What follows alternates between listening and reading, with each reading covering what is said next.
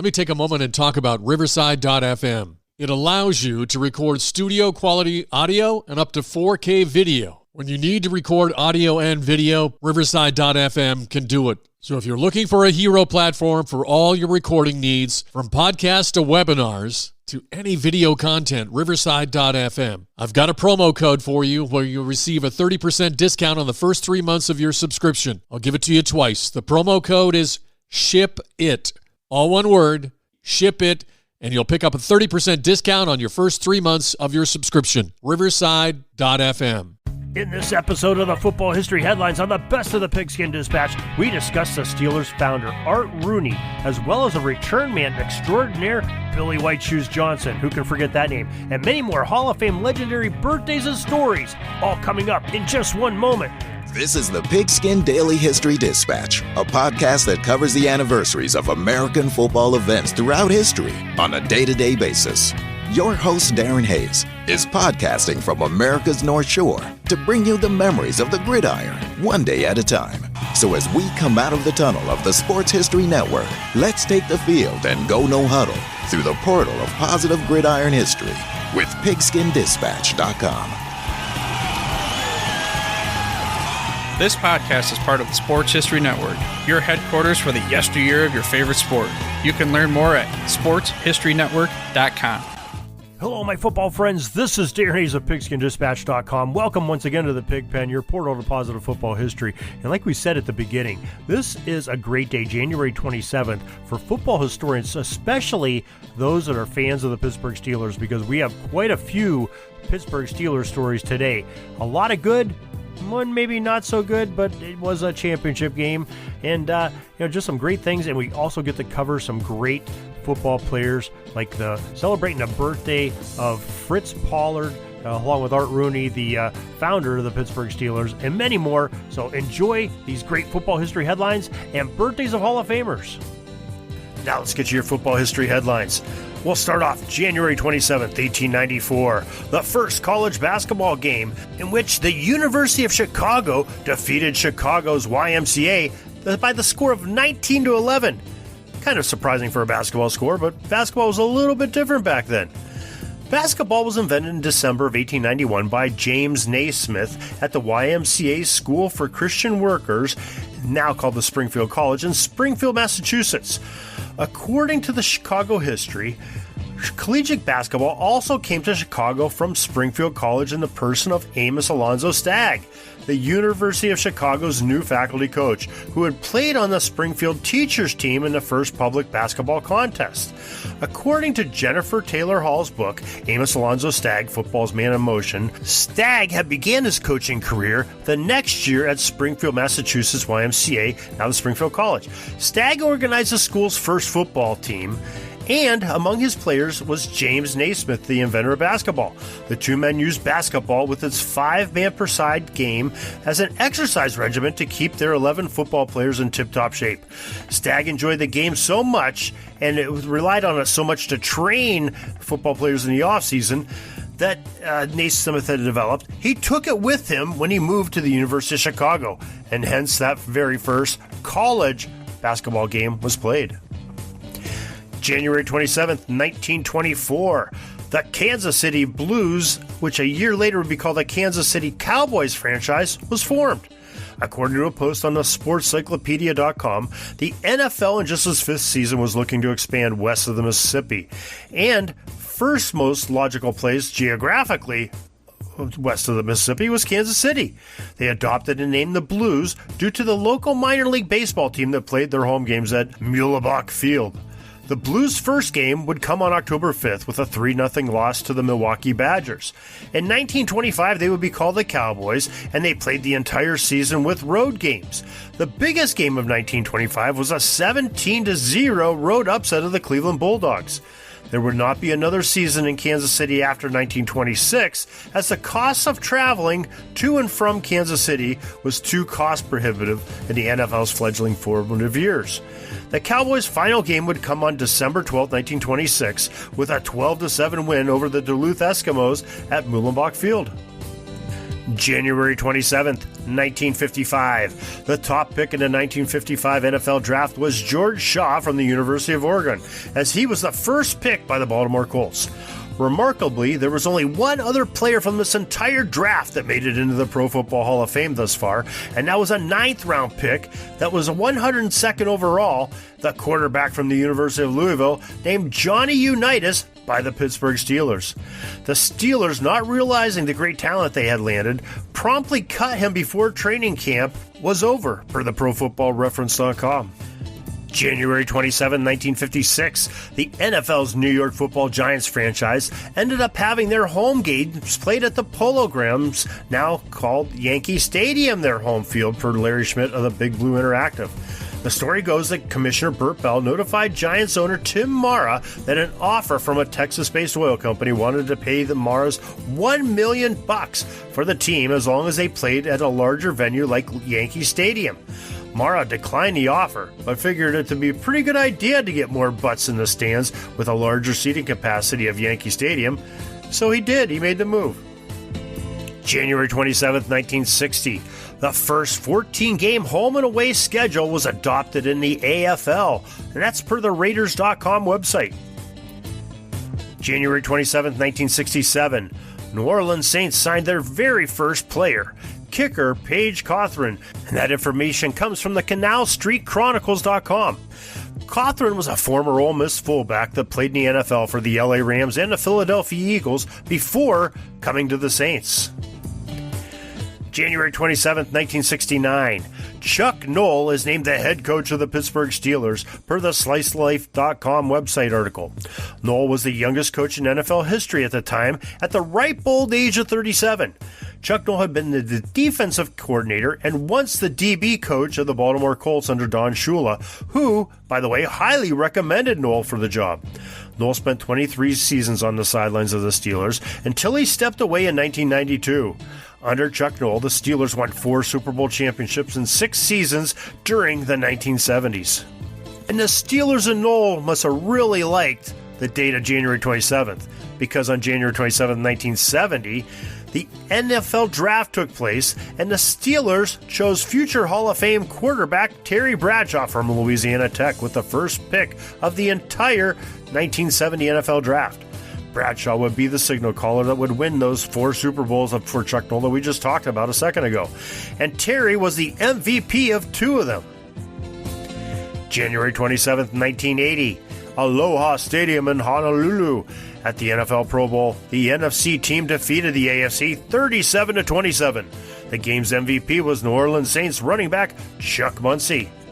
5 years later to the day, on January 27, 1985, also at Aloha Stadium in Honolulu, Hawaii, then came the NFL Pro Bowl for the 1984 season, and this time the AFC knocked off the NFC 22-14.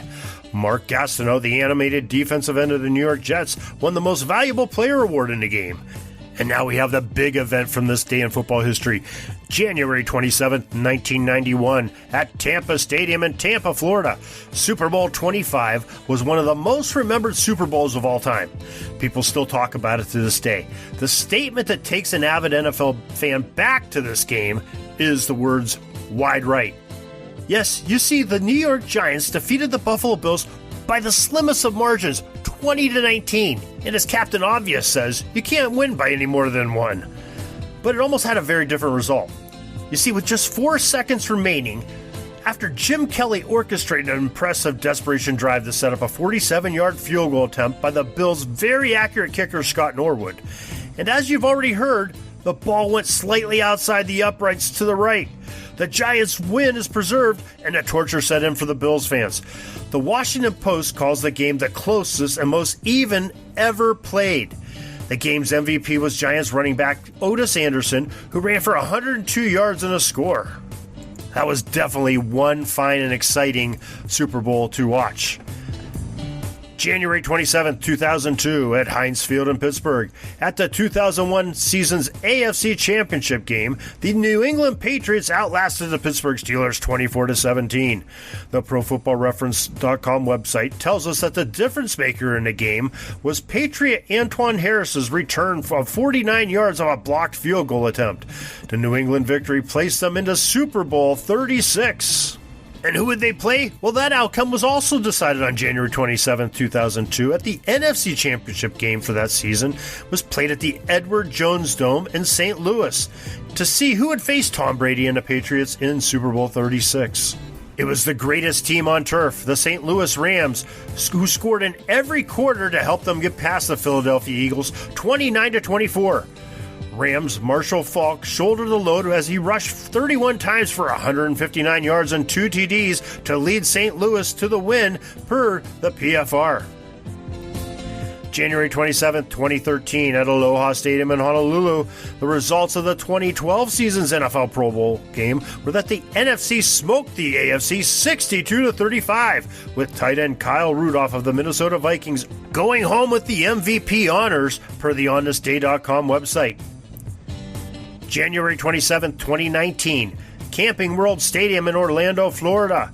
The NFL Pro Bowl for the 2018 season had the new guys Patrick Mahomes of Kansas City and safety Jamal Adams of the New York Jets being voted as the co-MVPs as the AFC surged past the NFC 26-7 per the OnThisDay.com website. Now, we like to take our normal intermission, but today I want to tell you about something that's coming up next week. Starting on February 1st, that's Monday, we are going to play a contest on the PigskinDispatch.com. It's called Search for the Yardage Contest. And what you do is we're going to have you use the search box on PigskinDispatch.com, and we're, along with our partners from the Sports History Network, we'd like to have you participate in this Pigskin Dispatch Search for Yardage contest. Imagine that you're the play caller of your own offense. Your goal is to have the most yardage at the end of the week to win. Here's how you do it. Every day, starting Monday, February 1st, 2021, through Sunday, February 7th, 2021, the day of the Super Bowl, we will provide a search keyword in one of our posts. It could be in a daily PigskinDispatch.com article. It could be announced on this podcast. It could come from a Twitter post from the @PigskinDispatch Twitter handle, so you might want to like that one and make sure you're subscribed to that.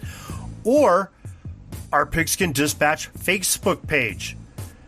When you get the search keyword, jot it down, and then search the word in the search box on the homepage of PigskinDispatch.com. That's going to take you to multiple results and that will pop up. And the ones that will have a yellow triangle with a couple question marks in the upper right-hand corner of the photograph that's associated with them, when clicked upon, will give you yardage just once for that article, once per article, per email address, because that's what it's going to do. It's going to prompt you to enter your email address, and that'll tabulate when you enter in that email address, and it'll associate to your name. Don't worry, we're not going to sell your email to anyone. We're only going to use it for the contest and to send you what is happening on the PigskinDispatch.com and possibly some stuff from the Sports History Network. The most points accumulated by Sunday, February 7th at 9 p.m. was going to win a nice prize, and we'll be able to notify you via email because we'll have your email address that you signed up for. And anytime you want to take your email address out of circulation with us, all you have to do is email us at pigskindispatch@gmail.com and say, hey, please take my email out of circulation.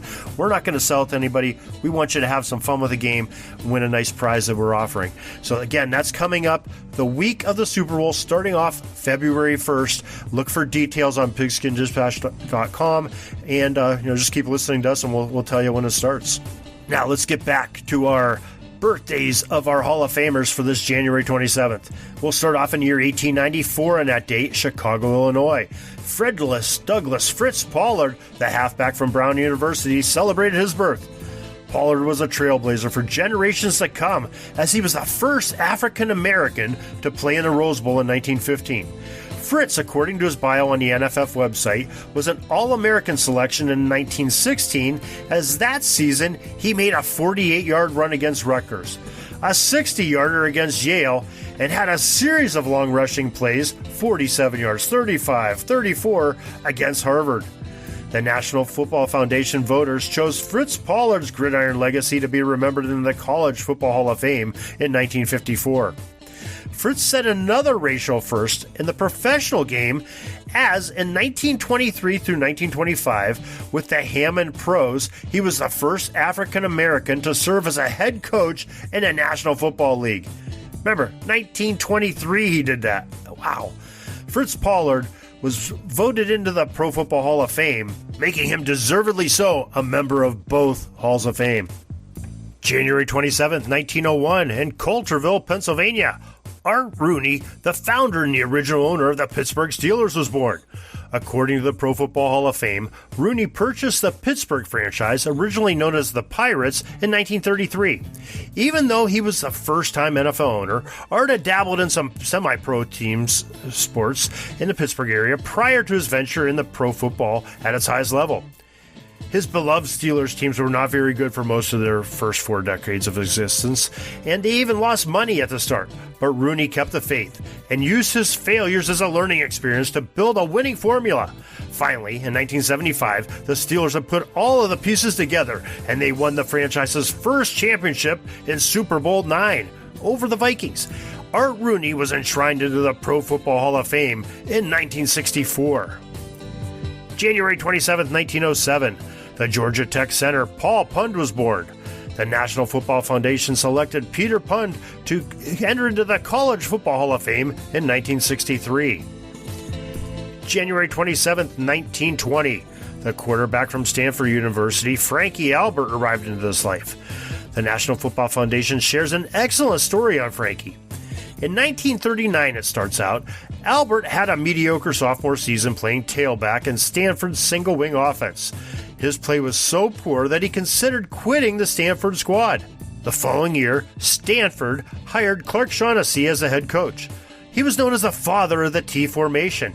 Shaughnessy saw that Albert was an excellent ball handler and passer whose skills were well suited to playing quarterback in his revolutionary T formation.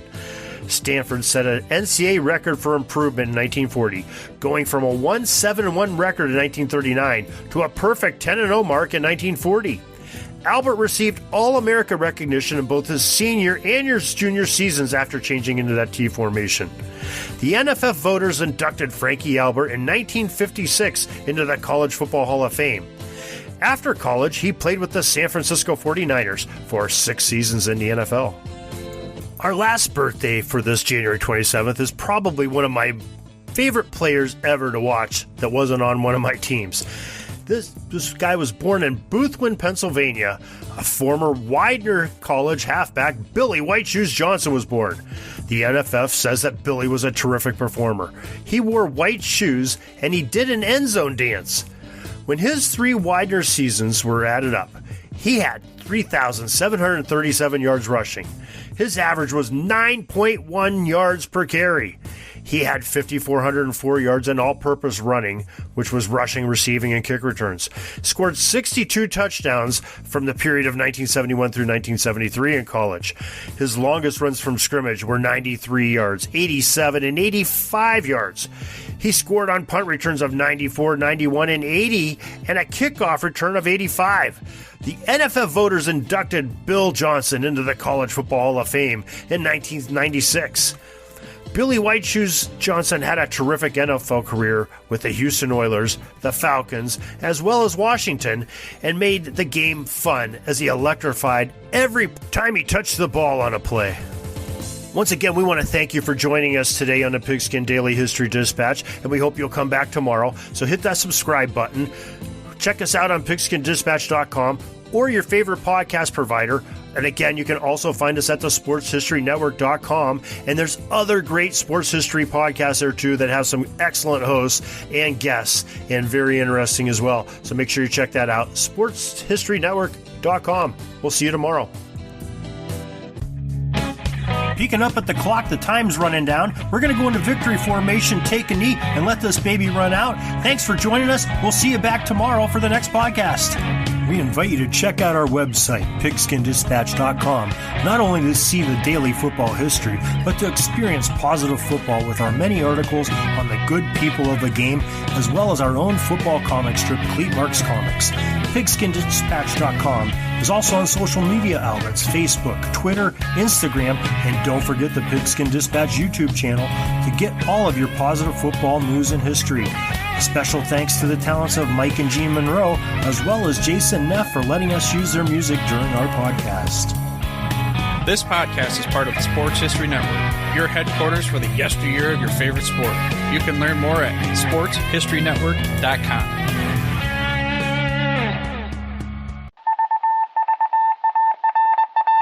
It was just another ordinary day in the offices of the Pittsburgh Guardian newspaper circa 1924. But for Marla Delft, assistant editor, everything was about to change. For she was about to discover the awesome attractiveness of Row 1 brand retro sports paraphernalia items thanks to Orville Mulligan, sports writer. And there it is. Wow, Orville, that's really the bee's knees. Isn't it just? A poster-sized replica of the actual 1909 World Series program cover. I can see that. But where did you get it? And where'd you get it framed? I ordered it from the Row 1 website, where over 6,000 items of sports memorabilia from the 1880s to the 1990s are available for reproduction in multiple sizes and in several different materials, with over a dozen styles of frame to choose from for prints like this. Well, I'm sure Mr. Delft would love to put up more of these in the office. But I'm equally as sure they're beyond this newspaper's budget. Not at all, my dear Marla. See for yourself. Go to sportshistorynetwork.com/row1. sportshistorynetwork.com/row1. Oh my, these are good prices. Oh, and look at this stuff. Oklahoma-Nebraska football, college basketball art, Michael Jordan items. And so it retro was that sports Marla Delft advertisement discovered the classics. splendiferous magic of Row 1 sports memorabilia, arts, and prints. You can too by visiting sportshistorynetwork.com/row1. That's ROW1 today for access to the full Row 1 catalog of gallery prints and gifts like t-shirts, long-sleeve shirts, telephone cases, coffee mugs, blankets, pillows, towels, and even shower curtains.